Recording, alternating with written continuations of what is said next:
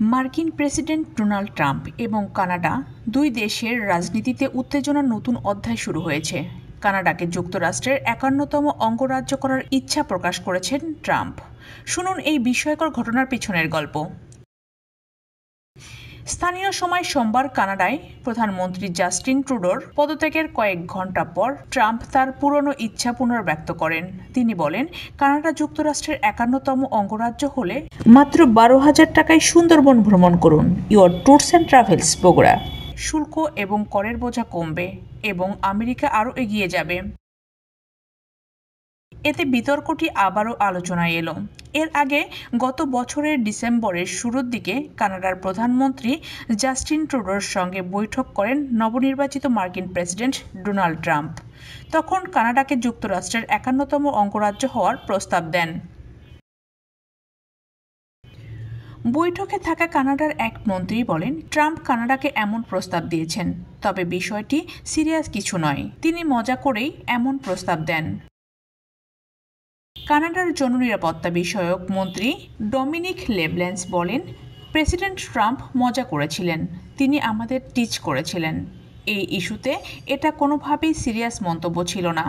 কিন্তু এবার আবারও একই ধরনের কথা বলায় বিষয়টি গুরুত্ব পাচ্ছে, কারণ ট্রাম্প কানাডাকে একীভূত করার সুফল জানিয়েছেন।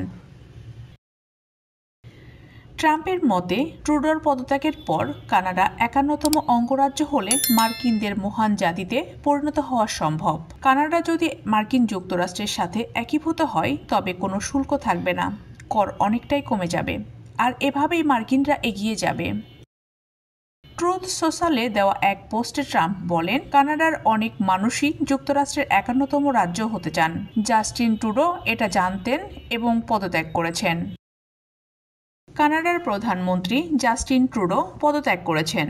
সোমবার বাংলাদেশ সময় রাত ১৫:১০টায় নিজ বাসভবন রিডো কটেজে এক সম্মেলন করে পদত্যাগের ঘোষণা দেন তিনি।